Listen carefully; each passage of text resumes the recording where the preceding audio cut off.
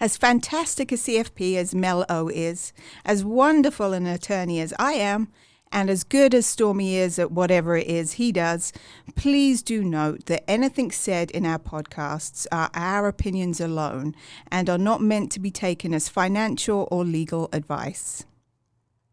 Welcome to Finances, the Other F Word, a Gen Xer podcast for musicians and music lovers, where we discuss money and music without all the pretentious bullshit. Here are your hosts, Zoe Terry, attorney at large, Stormy Andrews, founder of Yokel Local Marketing, and Mel O, certified financial planner and author of Finances, the Other F Word. Listener discretion is advised.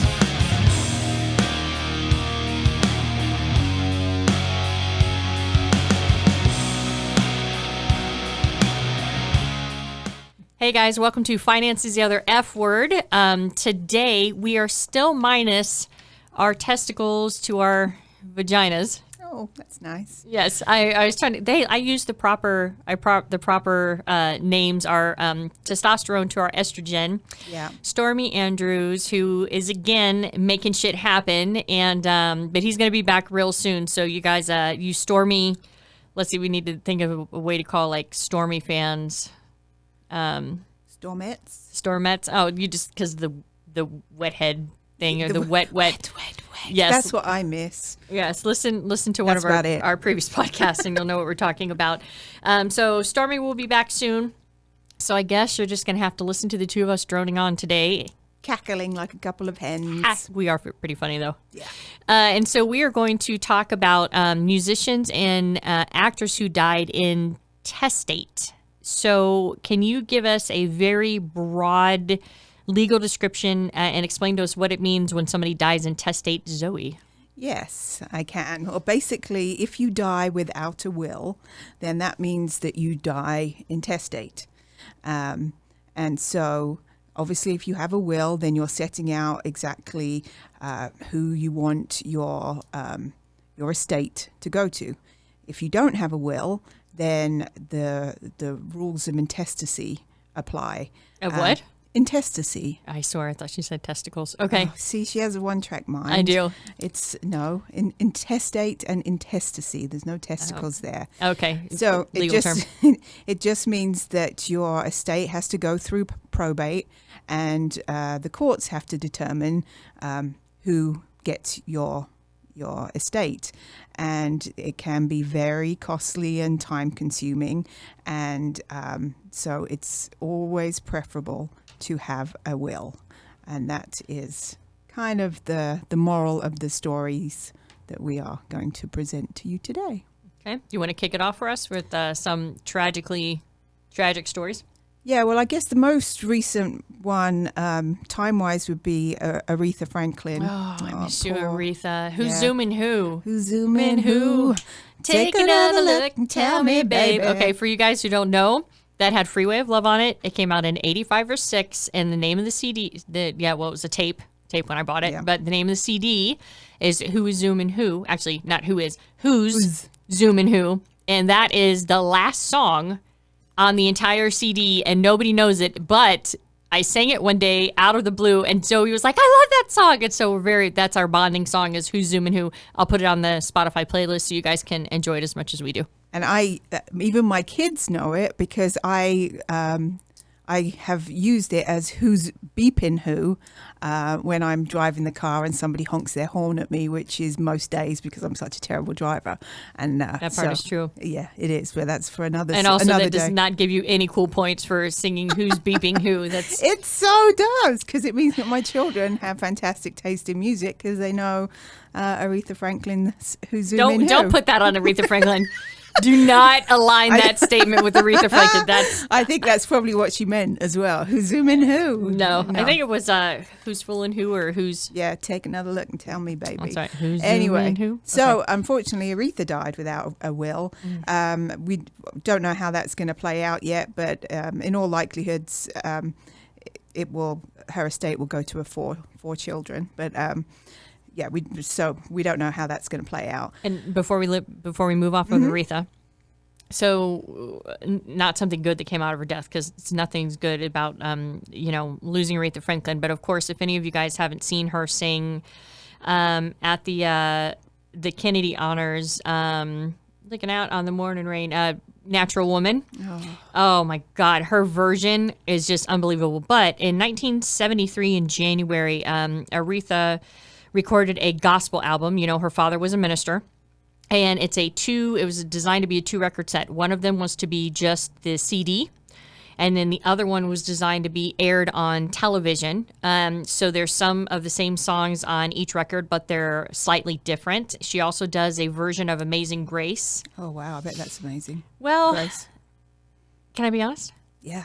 Okay. No. Oh. Because she's, I don't know, she's overcome with like, you can feel the power of her voice through it. I own it. I absolutely love it. My favorite song in there is How I Got Over. It's backed with a choir. It's a black church. You can tell they are rocking. They sound amazing. The choir is amazing. And How I Got Over is a very fast tempo song. But what ended up happening was that she had the double record set, and then they canned the television special for some reason. And so her gospel album never necessarily saw the light of day. However, it did end up, there is talk, because she is now passed, that they are thinking of taking that off the shelf. And her father was still alive at the time, and he was in the audience. And they are actually going to televise it, or maybe put it on Netflix if we're lucky. But her version of Amazing Grace is a lot of, just very emotional, very powerful, but she's not singing it. She's like she's feeling it, but she's not singing it. So I want to hear, Amazing Grace, how sweet. Like, I want to be able to sing with it, but you can't sing with it because she's on like another plateau. Right. She's singing it, I don't know, to God or for herself. I don't know what she's doing, but she is not singing it for me, because I can't actually sing in tandem with her. Right. So every time that song comes on, I skip it. Right. And it's 13 minutes long. And she does a version of Marvin Gaye's Holy, Holy. So Holy, Holy. And she does 2 different versions of it, one for the record and then one for the television series. The one on the record is much better, and it is absolutely amazing. And that one gives me goosebumps every time I see it. So I just wanted to if you guys are into gospel music, you got to check out her album. It's fucking unbelievable. And we put an article about that story on our Facebook if you would like to read more about it. Yeah, which is a good segue into Finance is the Other F Word. You can find us on Facebook and Instagram and on Twitter at Amped Cheddar. That's Amped Cheddar for those who want to understand what she's actually saying. Okay, all right, so continue. Okay. So another artist who died without a will, perhaps not so surprising because she was so young, is Amy Winehouse. I mean, she was only in her 20s still, 20s. right? I think she's part of the 27 Club. Yeah, so you wouldn't necessarily think of having a will at her age. And she had no kids. And she had no kids. She wasn't married. So her estate ended up going to her parents. And her dad was a scuzzbag. Scuzzbag. Did you? I watched the documentary. Yeah. Yeah, and that's exactly what I'm referring to on the documentary, when they were in the Bahamas or something, and she was just, you could tell she was completely spent, doing massive drugs and alcohol at the time, and he's just, he basically sponged off of her. He's a total fucking leech. And normally what happens is that, and you can correct me if I'm wrong, what I've seen in my financial career is that if you have no kids and you die intestate, it goes to your next living relative, which would be her parents. Yeah. Yes, your heirs. So, who didn't deserve it. Well, at least the father did. Way. If you want to have any say in what happens after your death, then you need to make a will. That's the only way you're to do it, basically. Yep. Amy Winehouse, that's sad. Yeah, it's really sad. Her whole story is sad. She was so fantastic. Anyway, another sad story is Bob Marley. He was only 36 when he died. He died without a will, and 30 years later, they were still trying to sort out his estate. And the thing that's so messed up about that is when you're talking about a music catalog, that is going to appreciate over time, because of course, as soon as Bob Marley passes away, everybody who kind of liked his music, like any musician who dies, everybody runs, and you see there's a surge in album sales where they go and they want to, be nostalgic, or they want to listen to the music. And of course, as movies have came out and TV shows have came out, his music is getting played more. That's all generating royalties. So what you have is a estate that's not settled with a moving target of assets that continue to appreciate. And we'll talk a little bit about probate fees and that stuff in a minute. And unfortunately, death brings out the worst in people, or it can. All day. And all of a sudden, these love children pop out of nowhere, and you have to prove that they are or aren't who they say they are. And just and court fees. I mean, because the yeah, thing you're is losing that, half your estate. Well, not half, but potentially losing a big portion of your estate on attorneys. And let's say you're a legitimate, those attorneys. Ugh, God. evil. And let's say you're a legitimate child of somebody. And then here's 5 love childs that pop up. And the thing is that now, even though you know that they're full of shit, you got to deal with them in court and fight them too to prove that they're not, until you can find a way to exclude them with DNA or such. Mm-hmm. And I don't know, but I'd be interested to, if I pop up and say I'm a love child, and then they say take a DNA test, and I say no. Well, you've got to prove your claim, so I would be forced to. Yeah, you would have to. Yeah, okay, that's good to know. So I'm glad. You can't just say, "Hey, look." I mean, I could look. You can tell I look a lot like Prince. So clearly, I could be one of Prince's, and I have a lot of musical talent, as you know. You've heard me sing. Questionable, moving but on. Okay. Yes. Moving on.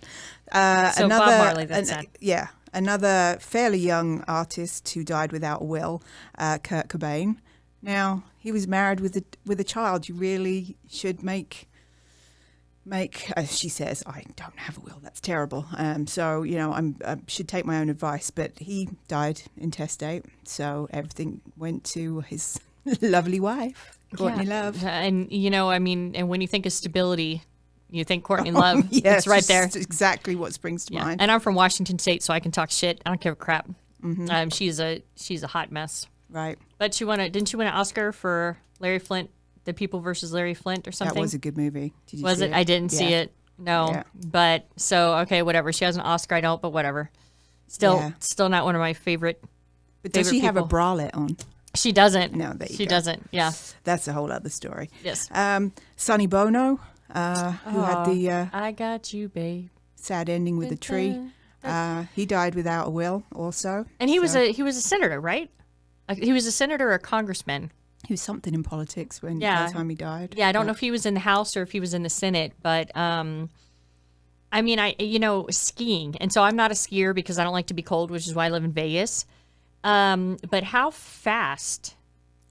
I mean, you have to, if you're going downhill and, you're doing your whoosh whoosh thing, right? I mean, right into a tree, because if I remember correctly, at the time it happened, it collapsed all his bones in his face. Like it shattered, because you have the skull, obviously, and you have the bones that connect the eye sockets and stuff. And if I remember correctly, he hit so hard that it cracked all of the bones in his face. My grandmother's a retired RN, and she told me some really gross stories about that. As she was talking about this one guy on a motorcycle who went into a semi head first, and they had to pry him out. And then there was another guy that the same thing. He was skiing or something. He ran into a tree or something. And she said you could take his nose and you could lift it and move his entire face because all the bones around the sockets had completely broken. And I think that's what happened to Sonny as well. So, but he's a freaking congressman, for God's sakes. And they get paid a shit ton of money. Plus they work in their own system, y'all. So us grunts down here, we get our public retirement systems, all that kind of shit. They're on a whole nother level. They get their own private retirement. They get all kinds of stuff. So he had a lot of money at stake, and he should have not done that. Okay. I've never skied in my life, and that's one of the many reasons why not. Yeah, absolutely. Who wants to get crushed by a tree? No, thank you. I can break my leg in my own backyard and have done. So I don't need to go skiing to do that. So, and then of course, my wonderful, wonderful Prince, who died April 21st, 2016, died without a will. And it's, causing so much hassle for his family and his estate because he didn't have it, formalized. So that's that's my 2 cents. Yeah, and in talking on Prince, when he passed away, his music catalog alone, we just talked a little bit about Bob Marley and, Aretha Franklin, same exact thing. I mean, she has way longer tenure in the music business than Prince. I'm not going to say that she outsold him because I don't know any of that. I'm just telling you she's been in music way longer than Prince was in music. And, Prince, when he passed away, he was told to have a music catalog that was worth $100 million, which, of course, is appreciating as people get nostalgic for Prince. And, of course, the people like us who already knew Prince and loved Prince before he passed away. And there's still things coming out. There's a book apparently coming out, The Beautiful Ones, that he was working on at the time of his death. So, yeah, I mean, and I'm sure there was music. And that's true because they always uncover music. And so I didn't know about the book, but that brings up a very interesting point. So if you co-author a book, now it depends on if he had a, what do they call it? Not a skeleton writer, but it's a ghostwriter. Ghostwriter, right? Ghost skeleton, whatever kind of thing. Halloween, something like that. A ghostwriter, maybe you wouldn't have like a 50-50 split. But if, so there's so many things that go into that. You have a picture that somebody took of Prince in 1976. That's a royalty. So if you put that in the book, then the person who took that picture needs to get paid for the picture that you put in the book. So they are going to get a very small portion of the picture, depending on who owns it. Excuse me. Feel better? Yeah. Better, a certain amount of money as far as with the book. And, of course, if Prince, like let's say if, myself and Prince wrote a book and we went half and half on it. Would it be about his love child, me? No, it would be about him and I's crazy love fest. Crazy love fest. Yeah, but we. How but you I've already taught him every sexual position he knows. And the whole book is going to be about how great it was, and then I left him.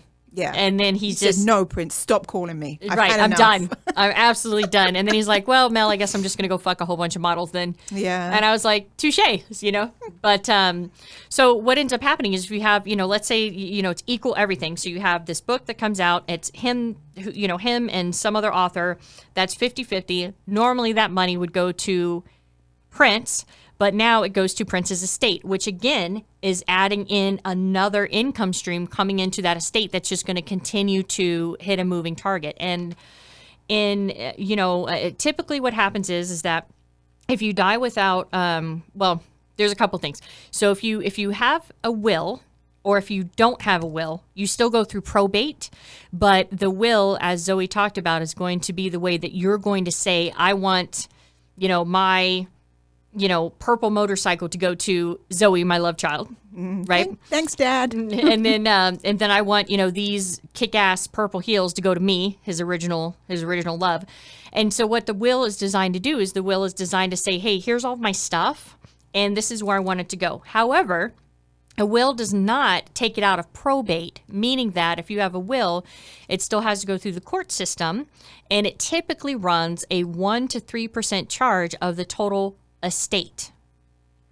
So if you think of everything Prince had, motorcycles, you're heels, talking about in where Prince is from, right? That's not state to state, is it? Yes. So yeah. Okay. So wills don't keep you out of probate. There's a couple ways you can bypass probate, though, and we'll talk about it. So basically what happens is that, he passed away. So you have, purple motorcycles, you have heels, you have Paisley Park, which is his big compound. And then this is something new you told me right before we started. How do they say that Prince died? My understanding is that it was an accidental overdose from the painkillers he was hooked on, and that they were laced with fentanyl, so that my understanding is that he had bought them off they were street drugs, street painkillers. Really? And they, drugs you buy off the street are not always what they say they are. And these ones were laced with fentanyl, and he accidentally overdosed. Is fentanyl formaldehyde? No. No? I don't know. I hear that all the time. I don't actually know what it is. Shit. Yeah, I know it's bad. It's addictive, and it's, it can kill you after, obviously, in very small amounts, which it did. And so that's actually interesting because what ended up happening is when Prince originally died, nobody knew for sure what the cause of it was, but it was rumored that it was some type of drugs or something like that. And Gene Simmons from Kiss, bassist for Kiss, called Prince a loser. Oh my goodness! And he had terrible pain. He was in pain from pain from what? Like that's I didn't know he was in pain. Yeah, he was. My understanding, I'll say that about 5 times, is I think it was back pain from his dancing, from his everything, wearing those heels. I mean, we know. Yeah, yes, we do, ladies. Yeah, and it was he was on painkillers and was hooked on them, and unfortunately, some bad drugs found their way to him. Is what I have heard. Well, and so when Prince died, Gene Simmons basically said that he called Prince a loser because Prince was doing drugs and Prince died. And even Paul Stanley said that was an uncouth comment for Gene. But if you've read any of Gene's books or myriad of articles and interviews, he is sworn multiple times that he has never knowingly been high or drunk in his life. Wow. So for him to, so that was the reason why he called Prince a loser, is because it was rumored at the time that he did pass away of drugs, and now it sounds like that's probably actually what happened. So that's very sad. Yeah, it doesn't make him a loser, though, does it? Well, I guess if you're Gene Simmons, it makes him a loser. Yeah, it was a big sink. It was a big, a lot of, I think even, Nikki Sixx came out and was like, Gene, what the fuck, So anyway, so when we're talking about that, so what ends up happening is that, Prince passes away. He has all of these assets. He has this music catalog, and he did own all his own music from what I remember. Now it's going to go through probate. So, but the thing is that, as Zoe had mentioned, the court gets to decide who actually gets your money. So, and another thing that happens is that when you don't have a trust in place, all of your shit is out in the open. So you go through probate and they list everything. They list all of your assets. It's public record. That's the way it is with everybody, for me, you, Prince, anything. And then anybody can see all of the assets that are actually housed in your estate. And what the actual state of Minnesota does is it's going to take and it's going to start gathering all of these estate things in, and it's going to, do you know what they actually call it when they, like, not monitor, when they actually do it when they're putting it through probate? Is there a legal term? I don't know what I'm trying to say, but basically when they're taking and they're gathering all of the assets and then they're trying to decide, who gets what, all of that is at a fee, and it's usually 1% to 3% of the estate. So you have an estate that's gathering, and you have, gathering, accumulating in value, and then you have, 1% to 3% on Minnesota, probate on top of that. And then, of course, you have taxes. You have the Minnesota state taxes, which I don't know what that rate is off the top of my head. And you have, of course, the Fed wants their piece and everything like that. So when you're talking about probate, if you have a will, you still end up going through probate. If you have a trust, you do not. And the reason for that is because a will is designed for kind of be like, hey, this is who I want, have my grandmother's ring and that kind of stuff. But a trust is an actual living person in the eyes of the law. And what ends up happening is that a trust, if I remember correctly, I think in the eyes of the law lives for 20 years.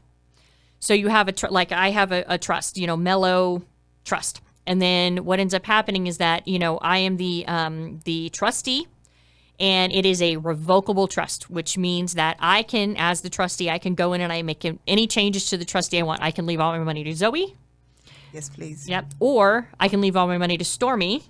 No, he's look at him. Look, he's just smiling, just sitting there. Yeah. No, we're not leaving it to Stormy. Doing anything. Yeah. So as long as I'm alive, the trust is considered revocable, and I can go in and I can massage it, and I can and I can make any kind of changes to the trust that I actually want to make. Soon as I die, it becomes irrevocable.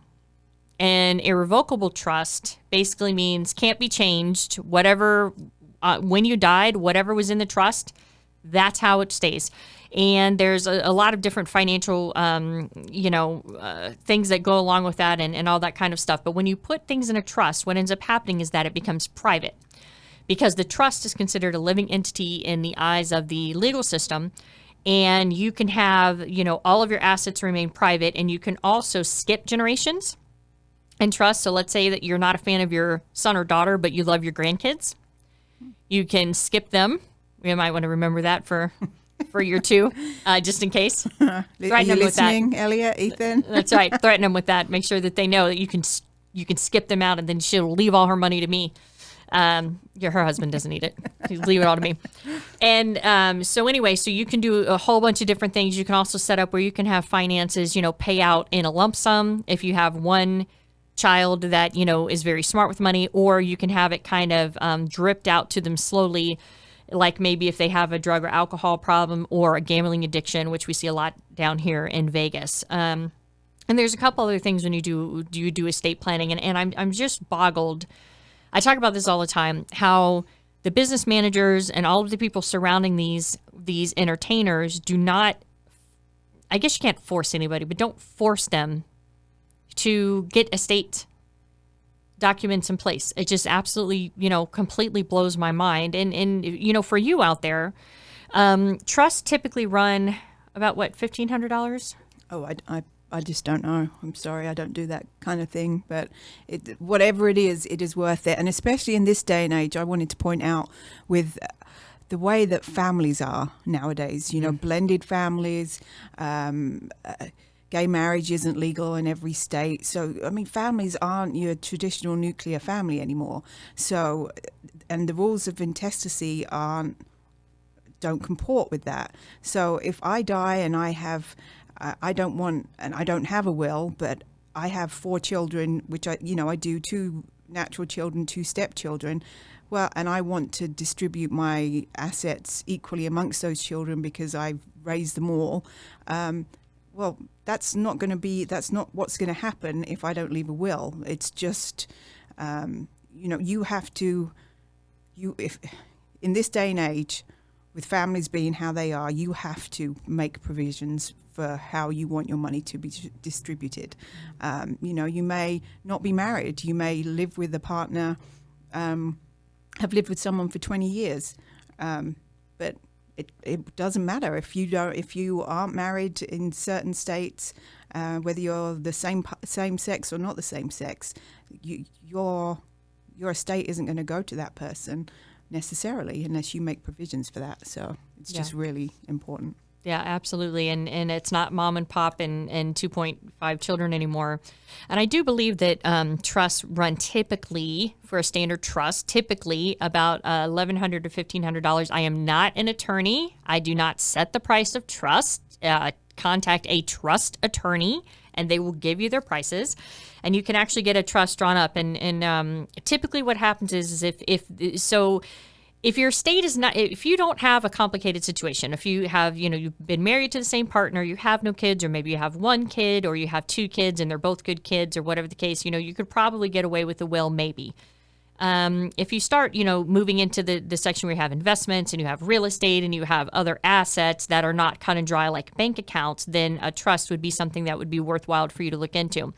Keeps it out of probate, keeps it private, and then also, usually there's a couple really important documents that come along with it. One of them is a health affidavit or a health power of attorney. I believe those terms are interchangeable. And so with the health affidavit, it basically says, hey, if something happens to me and I become incapacitated, my spouse or whoever I point, I designates, is going to be able to make medical decisions for me. And that's usually part of your trust packet. And then also you usually have some type of general power of attorney.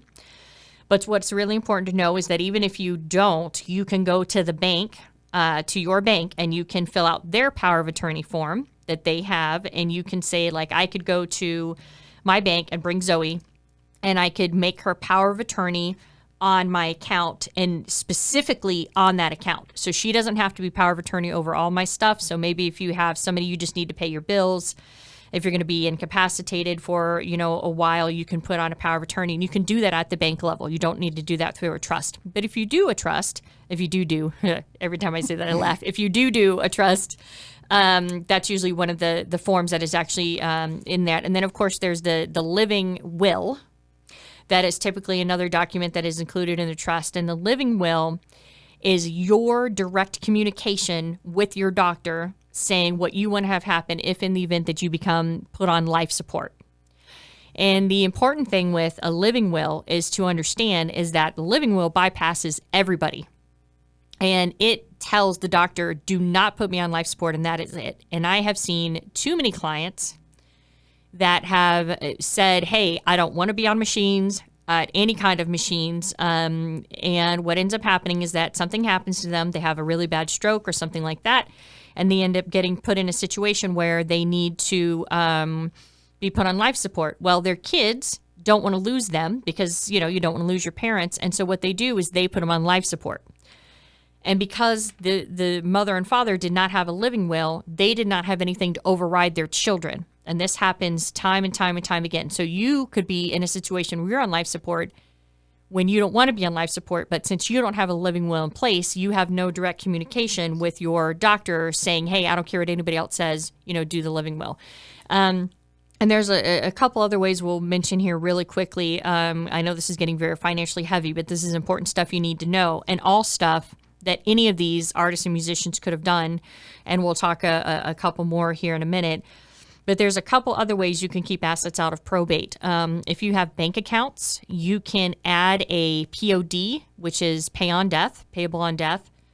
Let's say I have 2 kids. I could put them as PODs on my bank account. And then what would end up happening is in the event that I passed away, they would take the death certificate into the bank. And then the bank would distribute the funds, and I pay on death, POD, payable on death. If it's investments, it is called a TOD, which is transfer on death, which means that, if my, mother passes away and she has an investment, the investments transfer to me, and then that is going to skip probate. So if you have any type of IRAs, or if you have any, which it's pretty standard now, but if you have any type of worker employee retirement plans, you want to make sure that you have beneficiaries on there, which would be primary, and then you can have a contingent beneficiary, which would mean that if you're have a plan, and then so like if it was Zoe, so basically Zoe has a retirement plan, and if she passes away, the money goes to her husband. But if Zoe and her husband are in the same car and they pass away, then it would go to a contingent beneficiary, which would be children. And so you can put on a primary and you can put on a contingent, and you can do that right on your bank level or with your investment advisor. And I know when I open any type of investment accounts, I mandatory TODs and beneficiaries, contingent and primary if possible, because that way it actually does bypass. And life insurance funds are also not probated. So life insurance policies have a beneficiary on those. Those are going to come over tax-free, and they will not go through probate, nor will they be subject to taxes. So that's really, really important. And, just kind of rounding out our group, we have, of course, some listeners might remember, I believe his name's Sherman Hemsley. Hopefully I'm saying that right. He was Jefferson, George Jefferson. Did you guys have the Jeffersons over in England? Not that I remember, no. Moving on up to the nothing. I'm singing to myself. Okay. All right. Well, that was the Jeffersons and George Jefferson. And then he had some weird show in the 80s where he was an angel, but he was a kind of a mischievous angel, or heaven help us, or something like that. I can't remember. But anyway, this is the saddest story, because he passed away, and I can't remember if it was his two kids that were fighting or whatever the case is, but they were arguing back and forth about where he should be buried, and he laid in the morgue for months. Oh, that's terrible. While they fought out where he should be buried, and it took forever to get resolved, and I can't remember where they eventually ended up burying him. That's really nice. I look over and I see Zoe pulling gum out of her mouth and putting it in. Not just pulling it from my mouth, but going up into my gums where it got stuck and scooping it out. That's great. So for all you watchers there, tasty. Yeah. So you're gonna leave me like a folded up note now too, like in the. No, I'm going to leave it for Stormy, little love note. But anyway, carry on. I'm sure he's going to love it. And I do have something that I want to add on the end, which I think is really important. So don't. Yes, absolutely. Cut me off. So, well, I always cut you off. I know. So that's why I'm like trying Sometimes y'all, she's got to be wrangled. But anyway, so George Jefferson, Sherman Hemsley, he ended up eventually getting settled. And then, of course, the saddest thing, and this is, near dear to our British listeners, Jimi Hendrix was over here. Actually, I believe he was born in Seattle, and there is a statue of him in Seattle. And he was too out there for us. Let's just call it what it is. He was too out there for us. America just couldn't wrap their minds. First of all, he's black, and he played a guitar, which was not super common back then. So he left the United States, and he went over to Britain, and he became huge in Britain, and Britain loved him. Then he came back over to the United States, and then we accepted him after Britain accepted him.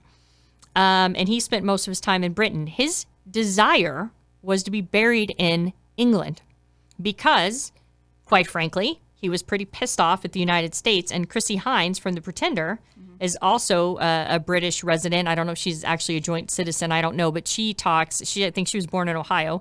She talks massive shit about the United States and lives in England, or at least did not last time I checked. And what ended up happening with Jimi Hendrix is that because he didn't have any of these documents in place, because in a trust or you can say, I want to be, buried in this cemetery in a yellow gown with a red flower in my hair. I mean, you can list all that stuff in there. He didn't have it.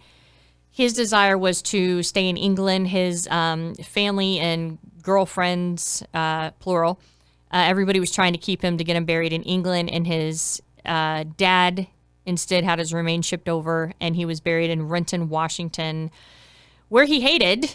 And that's the sad story of Jimi Hendrix. So there's a lot of different things. We have ashes that you want to be scattered someplace. This is all, really important things that you want to think about and talk about with your partner, and put it down. Get it in a will, get it in a trust. And something else while we're on the issue to discuss with your family and to make very clear is organ donation.